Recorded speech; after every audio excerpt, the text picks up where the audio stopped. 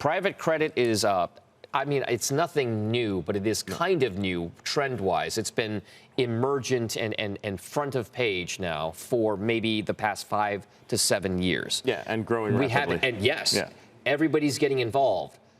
But it can't all be just rainbows and unicorns, right? That's the whole point of this. I mean, everything starts that way, right? I mean, if you go back and look at any other asset class or emergent asset class, it's usually very high quality stuff. So when you talk about Apollo, you talk about Ares, you talk about Blue Owl and all these other companies, they're lending to companies senior secured debt. So it is, collateralized by underlying assets. It's AAA type stuff.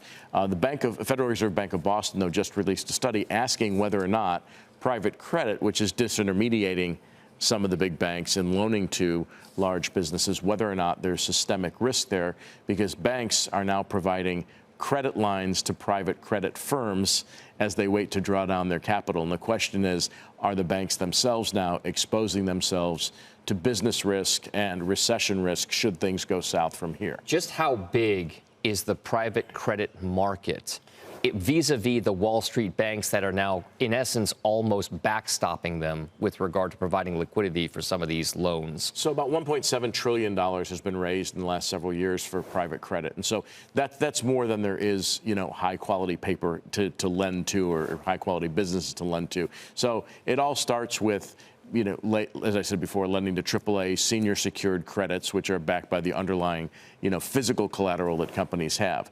The question is, when you get to 1.6 and it's now going to grow to potentially in excess of $3 trillion, then do these private credit firms start lending to lesser credits that do not have secured debt? So it's basically uncollateralized. And then what happens to the bank exposure if indeed something goes wrong? Have there been lessons that we've learned in other credit events in the past, great financial crisis and prior as well, that deal with emerging or frontier type products that have become then more mainstream?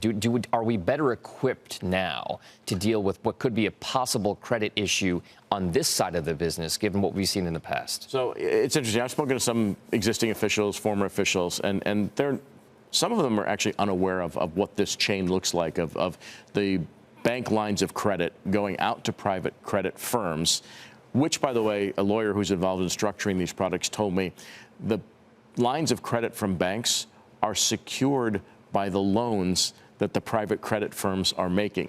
So you almost have like a second lien position for the bank.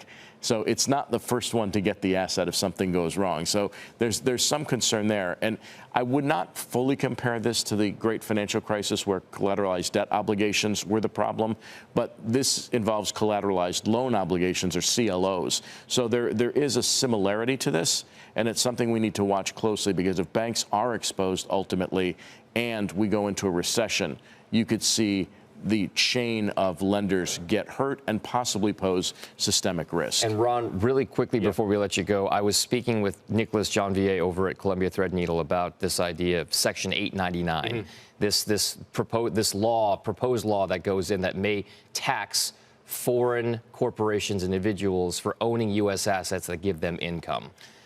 What exactly do you think that does, especially vis-a-vis private credit, when people are buying up these products to spin income off? Well, it's not just the private credit. It would then be whether or not U.S. Treasuries would be taxed differently than they are now.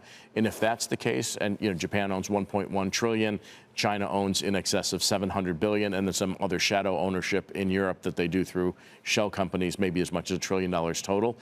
If the tax structure were to change, you could see them start selling U.S. Treasuries, and that would push up yields and then cause further financial complications. As one individual put it, we would go from a trade war to a capital war. That is something we do not want to be involved in.